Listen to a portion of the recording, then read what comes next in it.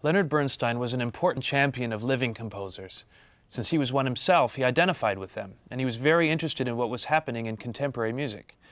In this concert, which he conducted back in the mid-1960s, he defends Dmitri Shostakovich from people who didn't think his music was modern enough. He and Shostakovich certainly won out. Today, the Russian composer is as widely listened to as Beethoven and Brahms.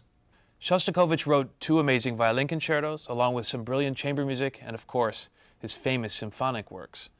I first fell in love with his 5th symphony, and I've been getting to know some of the others. I get quite an education listening to the second half of orchestral concerts after I play a concerto on the first half. The music of Shostakovich is often considered dark and tragic, but I find his music also to be very uplifting, and as you'll see in this concert, he can even be funny. Watch for the moment when the trombone and the piccolo face off.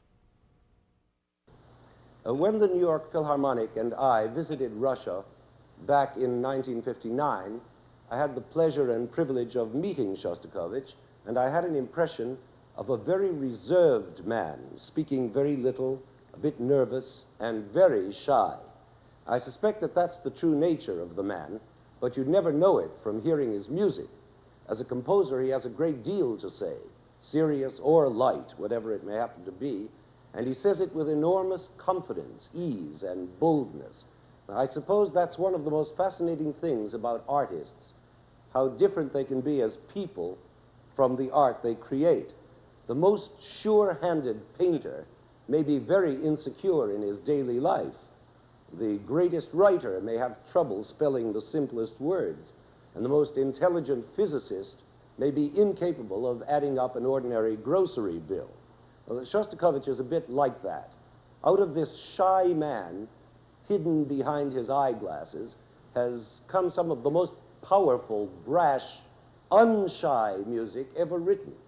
His famous 7th symphony, known as the Leningrad Symphony, which was written in Leningrad in 1941, while the city was more often than not in flames from the Nazi bombings, that 7th symphony lasts 75 minutes, requires an extra brass band, and makes the walls fall down. Nothing shy about that. His latest symphony, which is number 13, lasts an hour and includes a chorus which sings Yevtushenko's famous poem against anti-Semitism. So you see, Shostakovich has a lot to say musically, and very often what he says is noble, original, and deeply moving.